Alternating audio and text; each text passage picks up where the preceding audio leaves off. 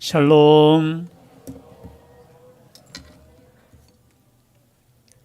사랑합니다.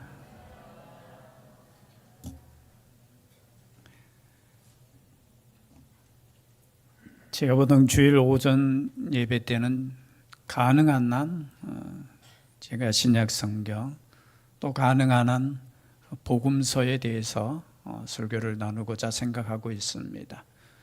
왜냐하면 모든 성경은 예수 그리스도에 대한 말씀이기 때문에, 그리스도에 대한 내용이 복음서에 있기 때문에 최대한 제가 거기에 초점을 맞추고 있습니다. 그리고 구약 성경은 새벽 기도 시간이나 혹은 금요 기도회 또는 수요 예배 때 또 함께 말씀을 나누고 있습니다. 특별히 오늘은 구약 성경이죠. 아모스. 여러분 아모스 성경 읽어보셨죠? 예, 아모스 우리 대신교회 성도님들은 1년에 한 번씩 또 일독을 하시기 때문에 아모스의 시대는 언제냐 하면은 북쪽 이스라엘 왕은 여로보암 2세 때입니다. 그리고 남쪽은 그 당시에 우시아 왕이죠. 우시아 왕은 유다의 분열 왕국의 10대 왕입니다. 우시아, 요담, 아하스, 히스기야 이렇게 넘어가요. 또 마침 오후 예배 시간 때는 우시아 왕에 대해서 또 우리가 함께 말씀을 나눌 텐데요. 오늘 그때 북쪽 이스라엘에 대한 하나님의 말씀이에요. 북쪽 이스라엘은 그 당시에 여로보암 2세 때죠. 굉장히 잘 살 때입니다. 평안할 때예요.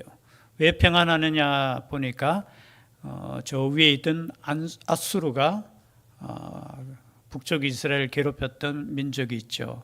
아람 족속을 무찌르고, 그래서 아람이 없으니까 이스라엘이 그냥 잘 살게 되었는 거예요. 그 덕분에. 그럼에도 불구하고 이스라엘 백성들이 하나님께로 돌아왔느냐? 그렇지 않았다는 거예요.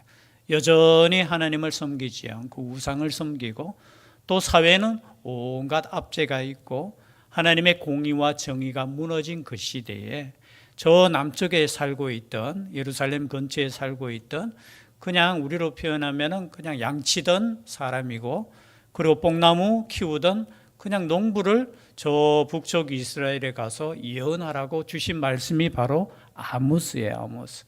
정말해서 남쪽에 있던 사람이 저 북쪽 이스라엘에 가서 이 북쪽이, 물론 앞에 읽어보시면은 북쪽 이스라엘뿐만이 아니라 유다에 대한, 그리고 여러 나라에 대한 예언을 하나님께서 주셨어요. 그 가운데 핵심은 어디냐? 북쪽 이스라엘. 너희들이 하나님께로 돌아오라는 거예요. 여호와께로 돌아오라는 거예요. 그러시면서 주시는 말씀의 중심이 오늘 읽었던 5장 21절에서 27절 말씀이에요.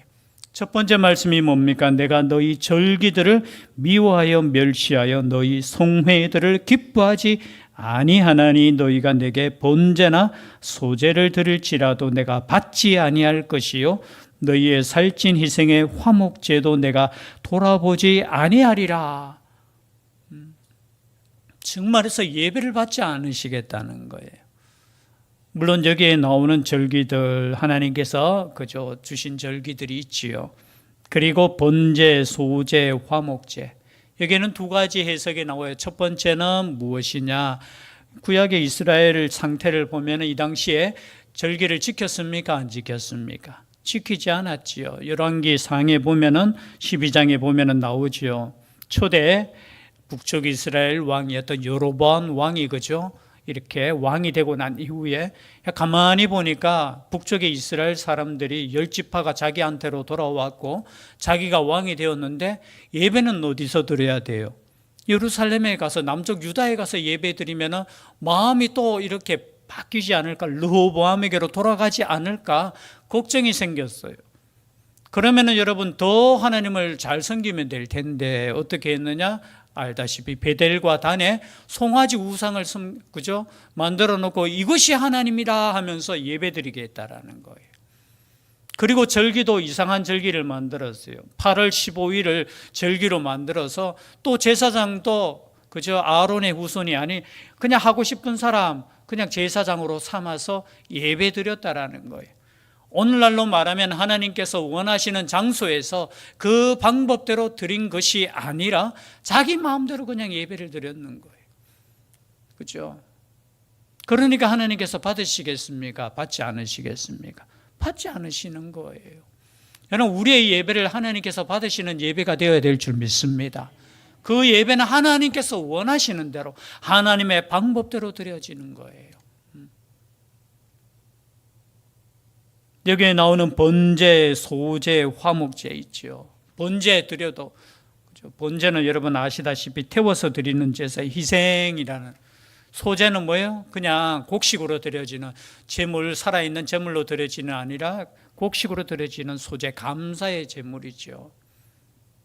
그리고 화목제는 뭡니까? 서로 화목하게, 하나님과 인간 사이에 화목하게 하는 그 제사. 그런데 이 제사를 드려도 하나님께서 받지 않으시겠다는 거예요. 두 가지가 빠졌죠. 여러분, 5대 제사 중에 번제도 나오고 소제도 나오고 화목제도 나오는데 빠진 것이 두 가지가 있어요. 무슨 제사가 빠졌어요? 속죄제와 속건제가 빠졌어요. 그럼 속죄제와 속건제는 한마디로 말하면 우리가 죄를 지었을 때 하나님께 용서를 구하는 제사예요. 아니, 범죄했을 때 하나님께 용서하는 그 제사가 여기 사실은 의도적인지 의도적이지 않은지 없어요. 속건제는 뭐냐 하면 하나님의 성물에 대해서 범죄했을 때, 즉 말해서 하나님의 성물을 내가 띵가먹거나, 띵가먹는 거 뭐죠? 그죠? 훔치거나 하여튼 갑자기 단어가 생각나네. 그런 죄 있죠. 그리고 사람 이웃에 대해서 물건을 훔쳤거나 그랬을 때 갚아주고 난 이후에 하나님께 와서 회개의 제물을 드리는 것이 속건제예요. 속건제. 그런데 죄에 대한 회개가 없었다라는 거예요. 그런 회개 없는 하나님의 예배, 그거 내가 받지 않겠다. 첫 번째 이유는 뭐예요? 우상을 하나님이라고 하면서 엉뚱한 곳에서 예배 드리는 거 내가 받지 않겠다라는 거예요. 너희들이 아무리 열심히 예배를 드려도 내가 원하지 않는 곳, 내가 아닌 그곳에서 아무리 소제를 드리고 번제를 드리고 화목제를 드려도 내가 받지 않겠다라는 거예요. 그리고 23절에는 내 노랫소리를 내 앞에서 그칠지어다 내 비파 소리도 내가 듣지 아니하리라. 계속되는 말씀이 뭐예요? 내가 너희들이 찬양하는 그 노랫소리도 나는 듣지 않겠다라는 거예요. 그 내용에 대해서 우리가 성경을 다시 한번 살펴보면요, 우리가 성경책 안 덮으셨죠. 아모스 4장에 보면은 말씀이 또 나와요. 4장 4절 말씀 제가 읽어드립니다. 너희는 베델에 가서 범죄하며 길갈에 가서 죄를 더하며 아침마다 너희 희생을 3일마다 너희 11조를 드리며 누룩 넣는 것을 불살라 수은제로 드리며 낙헌제를 소리내어 선포하려무나 이스라엘 자손들아 이것이 너희가 기뻐하는 바니라 주 여호와의 말씀이니라. 너희가 기뻐하는 바. 그리고 5장 4절에도 마찬가지예요. 여호와께서 이스라엘 족속에게 이와 같이 말씀하시기를 너희는 나를 찾으라 그리하면 살리라. 베델을 찾지 말며 길갈로 들어가지 말며 세바로도 나아가지 말라. 길갈은 반드시 사로잡히겠고 베델은 비참하게 될 것임이라 하셨나니. 즉 말해서 뭐예요? 우상 숭배하는 그 장소로 나아가지 말라는 거예요. 그런데 문제 있을 때마다 이들이 하나님을 찾았느냐? 그렇지 않았다는 거예요. 엉뚱한 것을 찾았다는 거예요. 그럴 때 하나님께서 4장 6절에 이어집니다. 또 내가 너희 모든 성읍에서 너희 이를 깨끗하게 하며 너희의 각 처소에서 양식이 떨어지게 하였으나. 이를 깨끗하게 한다는 말은 뭐예요? 양치질을 깨끗하게 한다는 뜻이 아니고 어떻게 해요? 먹을 것이 없으니까 이가 깨끗하다는 거예요. 그리고 양식이 떨어지게 하였으나 너희가 내게로 돌아왔다 돌아오지 않았다. 돌아오지 않았다. 양식이 떨어졌음에도 불구하고 돌아오지 않은 거예요. 또 뒤에는 보면 물을 주지 않았는데 해가람을 받지도 못했음에도 불구하고 내게로 돌아오지 아니하였느라. 8절에도 똑같아요. 9절에도 재앙과 깐부기 재앙으로 이렇게 재앙을 내렸음에도 불구하고 제일 마지막에 너희가 내게로 돌아오지 아니하였느니라. 뒤에는 전염병과 칼로 너희 청년들을 죽였지만 너희가 내게로 돌아오지 아니하였느니라. 여러분, 이것이 이스라엘의 모습이었다는 거예요. 아니, 하나님께서 책망하시고 하나님께서 벌을 내렸음에도 불구하고 돌아오지 아니하였다라는 거예요. 그때 하나님께서 말씀하셨어요. 나를 찾으라. 5장 4절에도 그리고 6절에도 너희는 여호와를 찾으라. 여호와를 찾으라. 여러분, 여호와를 찾을 수 있기를 바랍니다. 여호와를 찾는 거, 여호와를 구하는 거. 그러면 여호와를 찾는 것이 무엇입니까? 24절 말씀이에요. 24절, 5장 24절로 다시 돌아옵니다. 오직 정의를 물같이 공의를 마르지 않는 강같이 흐르게 할지어다. 여러분, 이것이 돌아오는 거예요. 예배만 문제 생겼는 것이 아니라 다시 4장으로 돌아가면요, 4장 1절에 보면은 사마리아의 산에 있는 바산의 암소들아, 이거는 사마리아의 지도자들을 향해서 말씀하는 거예요.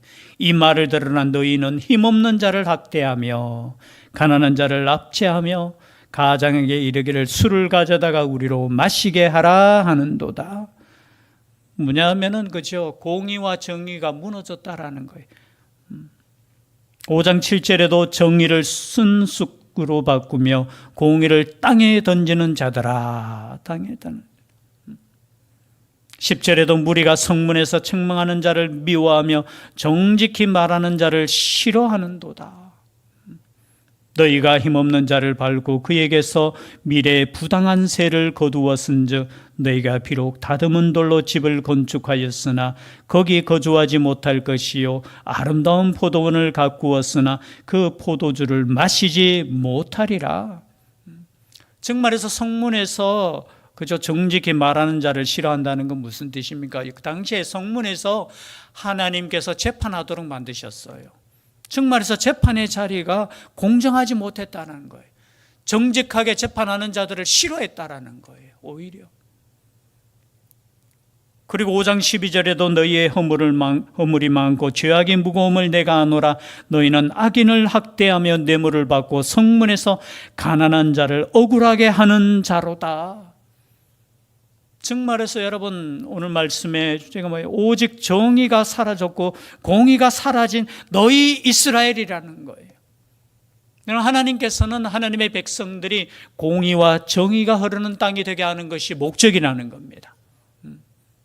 언제부터 그것을 말씀하셨느냐? 여러분, 창세기부터 그것을 우리에게 주셨다라는 거예요. 우리에게.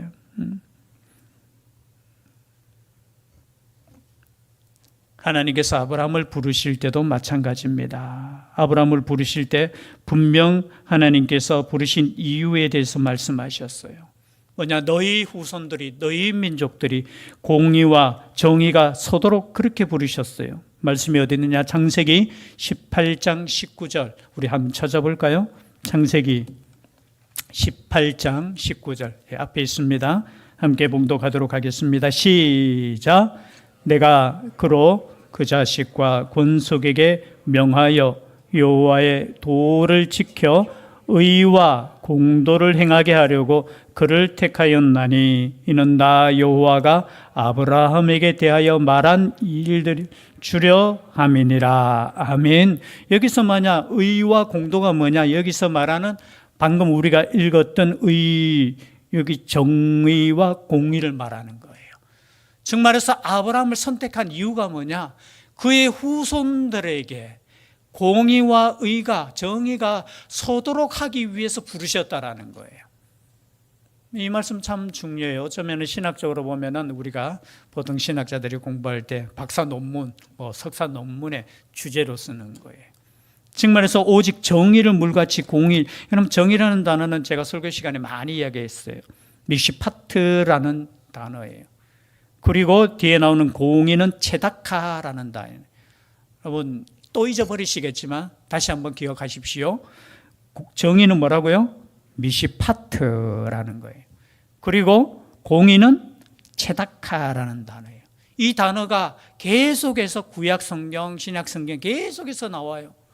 때로는 번역은 우리가 공의, 공도, 정의, 약간 의 이렇게 섞여서 나오지만 다 똑같은 의미예요. 여기에 정의는 뭐냐? 신학적으로 여러 가지 말이 있지만요, 하나로 표현하면 이거예요. 재판상에서 의라는 거예요. 즉 말해서 재판할 때 여러분, 죄 지은 사람은 벌을 받아야 됩니까? 받지 말아야 됩니까? 벌을 받아야 되는 거예요. 그러면 무죄한 자는 풀려나야 됩니까? 안 나야 됩니까? 풀려나야 되는 거예요. 즉 말해서 재판의 공의는 뭐냐? 죄 없는 사람은 죄가 없다 선포를 하는 것이고, 죄 있는 사람은 벌을 받는 것이 무엇이라고요? 정의라는 거예요, 그것이. 그러면 여러분, 공의는 뭐냐? 비슷한 뜻인데요. 공의는 조금은 달라요. 공의는 우리로 표현하면 긍휼과 비슷한 단어예요, 긍휼. 조금 이해 가십니까? 가난한 자를 도와주는 것이 정의입니까? 정의 아닙니까? 말하기 좀 헷갈리셔요? 자, 긍휼이라는 단어는 뭐냐? 가난한 사람들을 도와주는 것이 긍휼이잖아요. 제가 함정을 판 거 아니에요. 긍휼이라는 것은 뭐냐? 이 사회적으로 보면은 여러분, 법적으로 가난한 사람이 있어요. 우리가 법적으로 도와줄 의무가 있습니까? 없습니까? 만약에 법적으로 너 저 사람 안 도와주면 당신 너 벌 받아, 이게 없잖아요. 그것은 하나님이 주신 그 사랑으로 우리가 긍휼을 우리가 스스로 베푸는 거예요. 베푸는 거. 이것이 오늘 말하는 공의라는 거예요. 그래서 유대인들은 정의와 공의를 이야기할 때 항상 우리는 재판에서 우리는 하나님의 의가 이루어지기를 원합니다. 그리고 우리의 삶 속에서 하나님의 사랑, 하나님의 긍휼인 정의가 이루어지기를 원합니다. 공의가 이루어지기를 원합니다. 이렇게 목적을 두고 사는 거예요. 그런데 그것이 무너졌어요. 그것이 무너졌음에도 불구하고 형식적인 예배가 많으면 무슨 소용이 있느냐, 이 말씀인 거예요. 여러분, 하나님은 우리에게 요구하시는 것이 뭐냐? 정의와 공의를 원하신다는 거예요. 아멘이 두 분밖에 안 하신 것 같아요.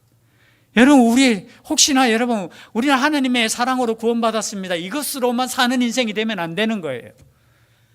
하나님께서 원하시는 것은 우리가 구원받았으면 하나님의 의를 이루는 삶을 살아야 된다는 거예요. 그것이 공의와 그것이 정의를 이루는 삶이라는 거예요. 그것이 바로 우리 신약 성경에 나오는 누가복음의 몇 장이죠? 누가복음 3장 10절 찾아볼까요? 우리 한 군데만 더 찾겠습니다. 누가복음 3장 10절. 안 찾는 이유가 딱 나올 거, 방송실에서 먼저 3장 10절에서 14절까지 함께 읽겠습니다. 시작. 무리가 물어 이르되 그러면 우리가 무엇을 하리이까? 대답하여 이르되 옷 2벌 있는 자는 옷 없는 자에게 나눠줄 것이요 먹을 것이 있는 자도 그렇게 할 것이니라 하고 세리들도 세례를 받고자 하여 와서 이르되 선생이여 우리는 무엇을 하리이까 하며 이르되 부과된 것 외에는 거두지 말라 하고 군인들도 물어 이르되 우리는 무엇을 하리이까 하며 이르되 사람에게서 강탈하지 말며 거짓으로 고발하지 말고 받는 금료를 족한 줄로 알라 하니라. 그러면 세례 요한이 회개하라 했을 때 회개가 뭡니까? 라는 거예요. 오늘 말씀에 여호와께로 돌아오라고 했잖아요. 여호와를 찾으라고 했잖아요. 그 찾는 것이 뭐냐라는 거예요. 그것은 하나님께 온전한 예배를 드린다는 것과 함께 오늘 말씀 읽었는 것과 똑같은 거예요. 너희들의 삶이 정의로운 삶이 되라는 거예요. 여러분, 그러한 삶을 여러분 목적으로 하는 인생이 그리스도인이라는 거예요. 그러한 삶을 목적으로 하는 거.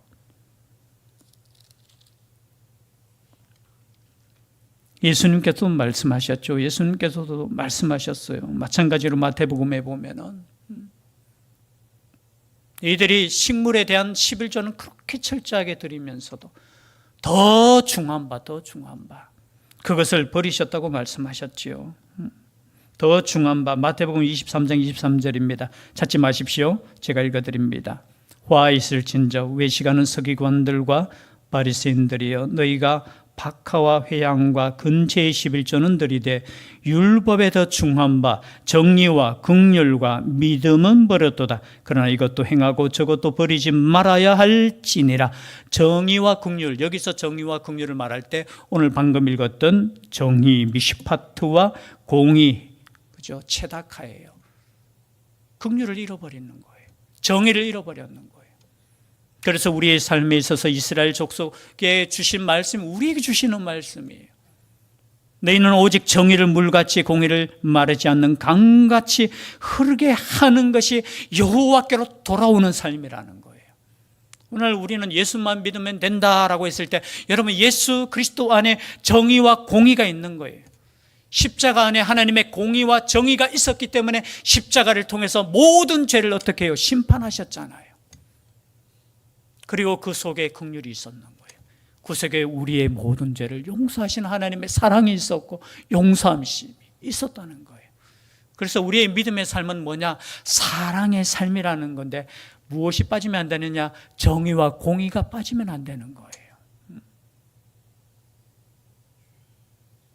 오늘 말씀을 정리하겠습니다. 너무나 잘 아는 말씀이에요. 우리의 삶 가운데 여러분 개인적인 삶도 마찬가지. 개인적인 삶도 여러분 정의와 공의가 있어야 되는 삶이에요. 이 나라 이 민족도 우리가 정의와 공의가 흐르는 나라가 되어야 되죠. 근데 이것은 뭐예요? 우리의 개인적인 삶으로부터 시작하는 거예요. 우리의 작은 삶 가운데서 정의와 공의가 있어야 되는 거예요.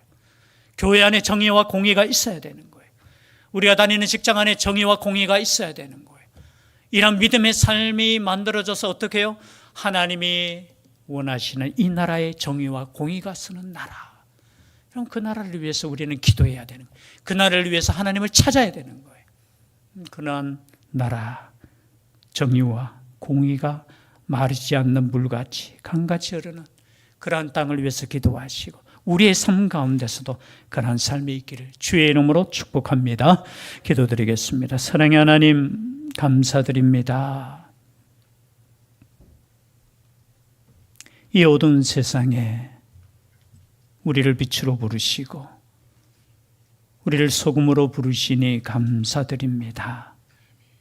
더 세상 가운데 녹아져서 썩어지지 않는 이 세상 만들 수 있는 죄들 되게 하여 주시고 더 우리 자신을 태워서 어두운 이 세상을 밝힐 수 있는 그리스도인 되게 하여 주시옵소서. 함께하여 주시기를 간절히 원하옵고 예수님 이름으로 기도드리옵나이다. 아멘. 말씀의 위탁을 드립니다. 천국의 시민권을 선물로 얻으신 성도 여러분, 오늘 들은 말씀을 나가서 전파하며 복음의 증인되어 사십시오. 아멘. 이제부터 성도로서 말씀에 순종하는 삶을 살도록 힘쓰겠으며 나가서 복음 전하며 성도답게 살겠습니다.